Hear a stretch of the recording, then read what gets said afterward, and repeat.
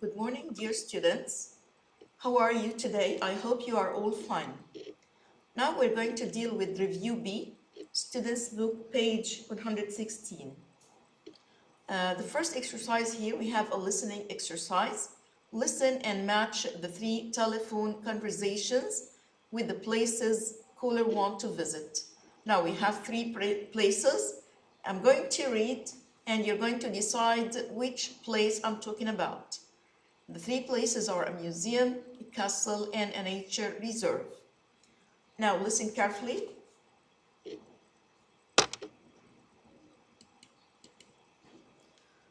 Number 1, woman, good morning. How can I help you?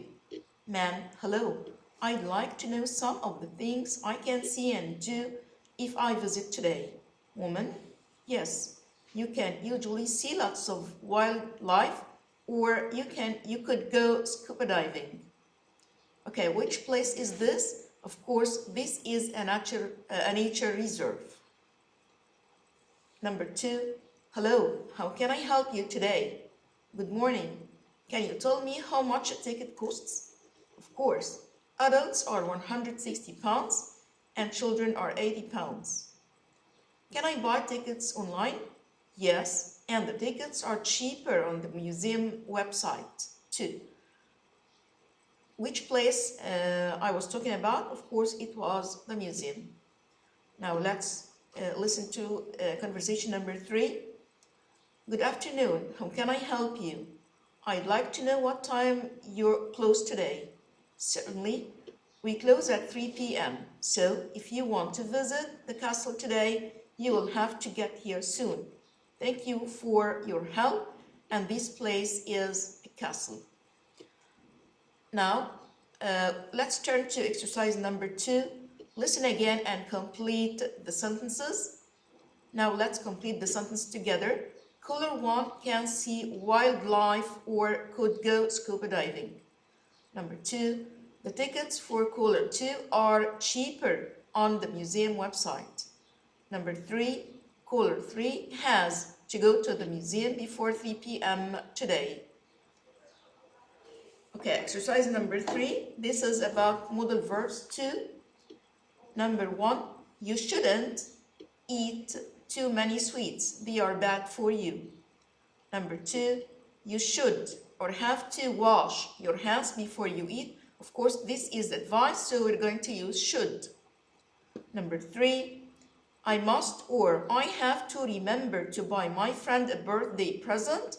Of course, we're going to use must because this is an obligation from myself. Okay, this is not an outer obligation. This is an inner obligation, so we're going to use must. Number 4, you don't have to or you mustn't go to university, although it's a good idea. We're going to use don't have to, which means that it's not necessary or it's not important to go today. Number 5, the train leaves at 9 tomorrow, so you mustn't or you don't have to be late. Of course, this is something forbidden. You mustn't be late. Number 6, you have to or you should wear a uniform at school. It's a rule. It's a rule. It means that this something is not from inside ourselves. This is something outside obligation. So we're going to use have to. This is not advice.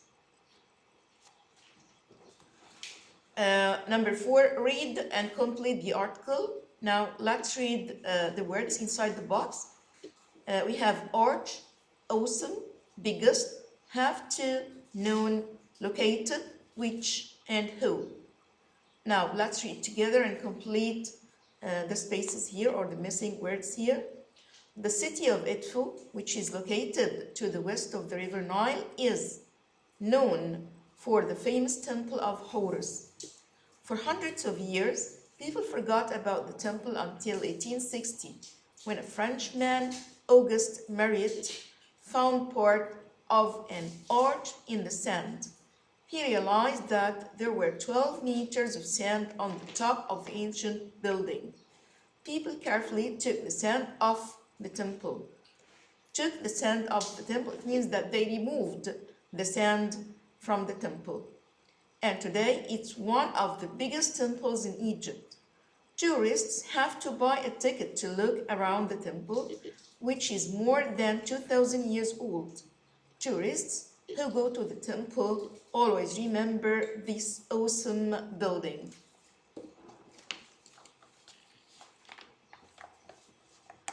Exercise number 5. Complete the sentence with the correct form of the verb in the box. Past simple or past continuous. And now let's read the words in the box. We have drop, have, look, put, study, and visit.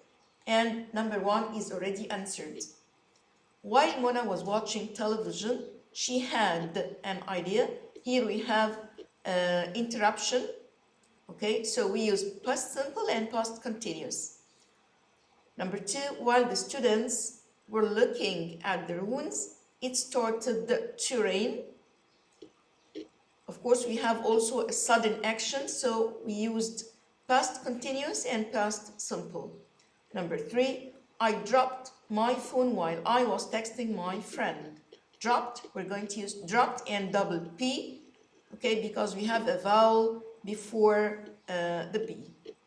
Number 4, while Basil was studying at his computer, an important email arrived. Number 5, the class learned a lot about ancient Egypt while they were visiting the museum.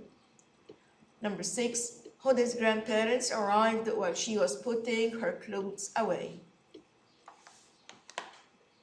Exercise number 6. Complete the sentences with the correct form of the adjective in brackets. Number 1, the city is always noisier than the countryside. We use a comparative adjective and we change the Y to I before adding ER. Number 2, Alexandria is bigger than Helwan, and we're going to use double G because we have a vowel in the middle of the word, bigger than. Number 3, playing sport is better. This is an irregular adjective, so we use better than instead of good. Playing sport is better for you than playing computer games. Number 4, is December as wet as January? Here we have as, so we use the adjective as it is. We don't add ER or EST. As wet as. Number 5, New Zealand is further from Egypt than Kenya. This is also an irregular adjective. Far is changed to further than. Number 6, the air in cities is usually a lot dirtier than the air in the countryside. Number 7, complete the definitions of these words. A coin is something which you use to buy things with. Number 2, a servant is a person who helps people clean their house.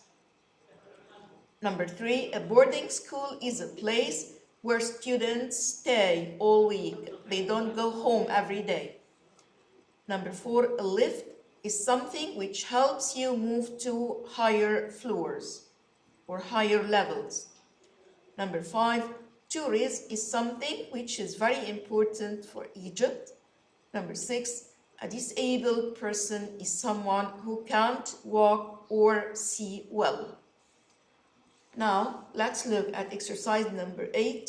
Write a description of the map showing rainfall in Egypt.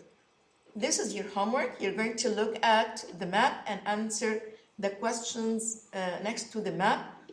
I'm going to read the questions with you. Which parts of Egypt are drier? Number 2, which parts are wetter?